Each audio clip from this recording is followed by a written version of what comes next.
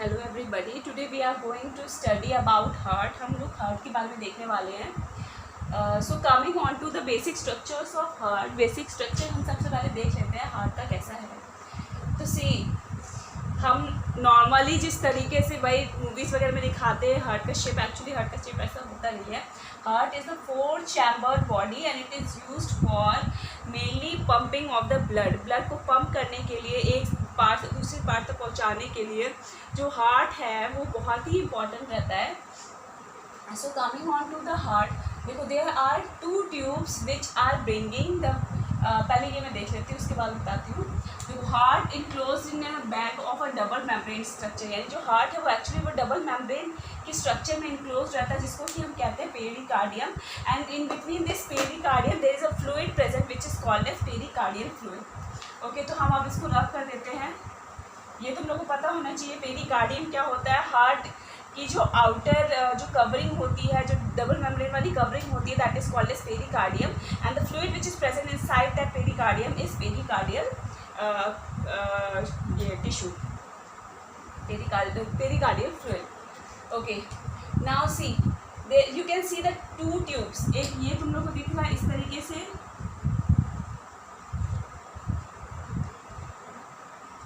and another one is this and another one is coming from this।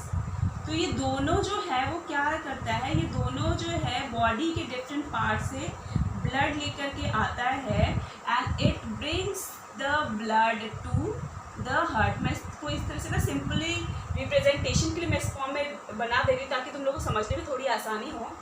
तो जो ऊपर से ब्लड लेकर के आ रहा है हार्ट, देखो ये हार्ट है, हार्ट के ऊपर पार्ट से जो ब्लड लेके आ रहा है दैट इज सुपीरियर वेना कावा एंड हार्ट के नीचे के पार्ट से जो ब्लड लेके आ रहा है दैट इज इंफीरियर वेना कावा।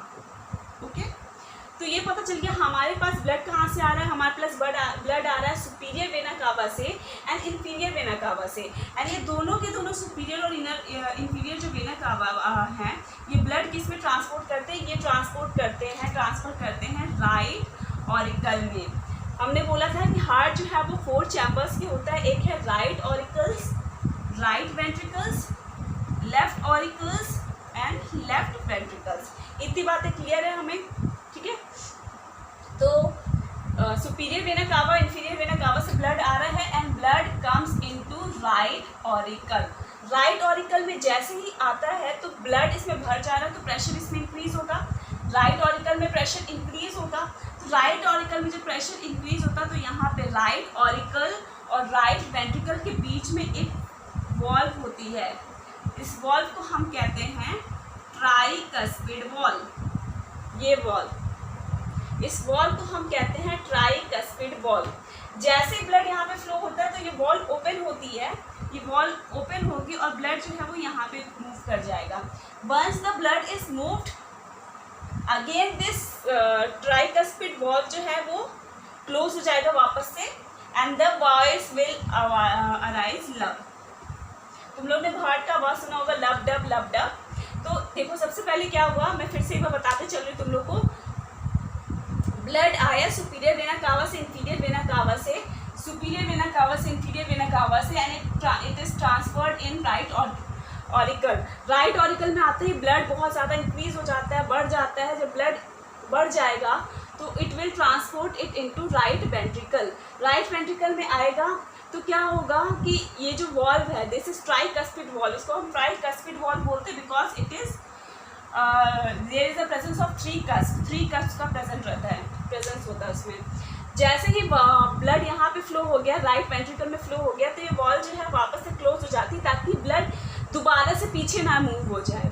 बात समझ में आ रही? तो इस वॉल्व को क्लोज कर देते हैं और इस वॉल्व को जब क्लोज करते हैं या जो ये वॉल्व क्लोज होती है तो उस टाइम पे वॉइस होती है लब। ओके, नाउ सी, ब्लड अब हमारे यहाँ पे पहुँच गया, राइट वेंट्रिकल में पहुँच गया। अभी इसी दोनों वॉल्व को ना हम एक और वॉल्व बोलते हैं और that is right auricle ventricular valve. इसको हम राइट ऑरिकल और वेंट्रिकुलर वॉल्व भी बोलते हैं बिकॉज ये राइट ऑरिकल और राइट वेंट्रिकल के बीच में प्रेजेंट होता है। अब ये तुम लोग देखो, यहाँ तक आई होप क्लियर हो गया कि राइट वेंट्रिकल में ब्लड आ गया। अब देखो ये वॉल्व जो है, अब इसको मिटाते हुए चल रही हूँ, इसको मिटाते भी चल रही हूँ ताकि तुम लोग को समझ में इजी से आए।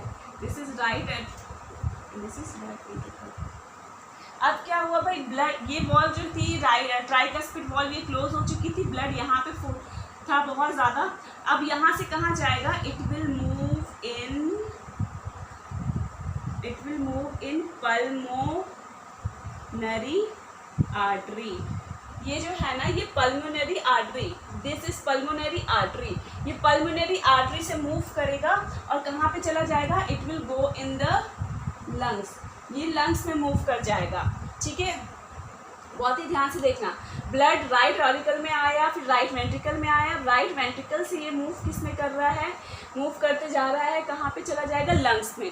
लंग्स में क्या होगा, देखो जो ब्लड डिफरेंट पार्ट से आ रहा है वो एक्चुअली कैसा ब्लड है, ऑक्सीजनेटेड ब्लड है कि डीऑक्सीजनेटेड ब्लड है, वो एक्चुअली डीऑक्सीजनेटेड ब्लड होता है। तो डीऑक्सीजनेटेड ब्लड क्या होता है, ऐसा ब्लड जिसमें ऑक्सीजन का अमाउंट कम है। ये हम नहीं बोलेंगे कि बिल्कुल ही नहीं है, बट ऑक्सीजन का अमाउंट उसमें कम होता है। तो कम वाला कहाँ मूव कर रहा है, लंग्स में, ताकि जो डीऑक्सीजनेटेड ब्लड है वो ऑक्सीजनेटेड हो जाए, तो लंग्स में ऑक्सीजन जो है उसमें ट्रांसफर हो जाएगा। जैसे ही वो ब्लड ऑक्सीजनेटेड ब्लड में कन्वर्ट होगा तब क्या होगा, अच्छा ये यहाँ से मूव जब करेगा तो फिर ये जो वॉल है पल्मोनरी आर्टरी की जो वॉल है जिसको कि हम कहते हैं semi lunar wall, pulmonary arteries में जो वॉल्व है इसको हम कहते हैं सेमी ल्यूनर वॉल्व। अब ये वॉल्व क्लोज हो जाती है तो इसके वॉल्व के क्लोज होने से आवाज आती है डब। ठीक है, लब वॉस किसकी आई थी, ट्राइकस्पिड। और यहाँ पे जब एक्चुअली ये दोनों जो प्रोसेस है यहाँ पे और यहाँ पे प्रोसेस, ऐसा नहीं होगा कि यहाँ पे जो प्रोसेस चल रहा है तो ये वाला रीजन स्टॉप हो, वो तो समझाने के लिए मैं तुम लोग को पहले ये प्रोसेस समझा रही हूँ, लेकिन अदरवाइज जो ब्लड पंपिंग होती है, ब्लड सर्कुलेशन होता है, वो एक ही साथ चलता रहता है। तो ट्राइकस्पिड और बाइकस्पिड वॉल्व जब क्लोज होती है तो लब वॉइस आता है, और जो सेमी ल्यूनर वॉल्व क्लोज होता है पल्मोनरी आर्टरी का और ओटा का, ओटिक वॉल्व जब क्लोज होता है तो उसको हम कहते हैं डब। ओके, अब ब्लड क्या हुआ, ऑक्सीजनेटेड हो गया, लंग्स के पास पहुंचा था, लंग्स में वहाँ पे ऑक्सीजनेटेड हो गया। अब लंग्स से भी आएगा ये वापस से हार्ट के पास, लंग्स से ये आया वापस से हार्ट के पास, तो किसके थ्रू ये आया, ये आया पल्मोनरी वेन। पल्मोनरी वेन जो है वो ऑक्सीजनेटेड ब्लड को कहाँ पे लेके आया है, लेफ्ट ऑरिकल में।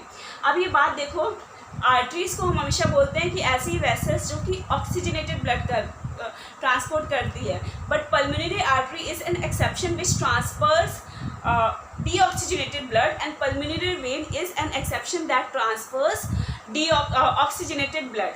तो ये चीज़ें पता होनी चाहिए। अब ब्लड जो है वो यहाँ पे आया, लेफ्ट ऑर्टिकल में आया, फिर लेफ्ट ऑर्टिकल में ब्लड बढ़ गया, तो ये जो वॉल थी, ये कौन सी वॉल थी, ये वॉल थी मिट्रल वॉल, या फिर इसको ही हम बोलते थे बाइकस्पिड वॉल।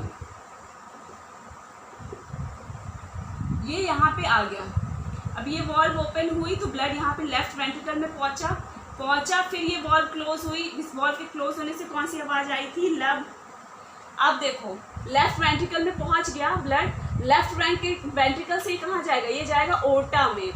ओटा की जो वॉल्व है इसको ओटिक वॉल्व बोला गया है, या सेमी ल्यूनर, ये ओटिक वॉल्व है। इस वॉल्व के भी क्लोज होने से कौन सी आवाज़ आती है, डब।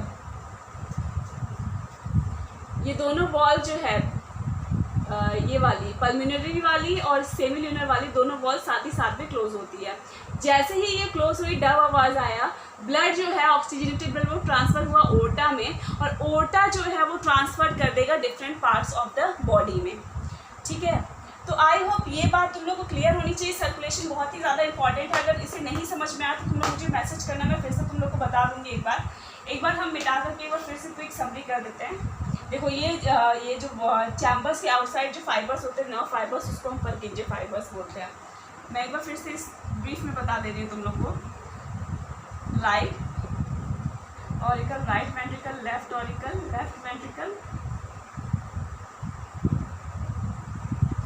ये ट्राइकस्पिड वॉल्व, ये बाइकस्पिड वॉल्व। ठीक है, ब्लड आया यहाँ पे से, ये कहाँ से आया, ये आया superior vena cava, inferior vena कावा, राइट वेंट्रिकल में नहीं जाएगा, ये सीधा जाएगा यहाँ पे राइट।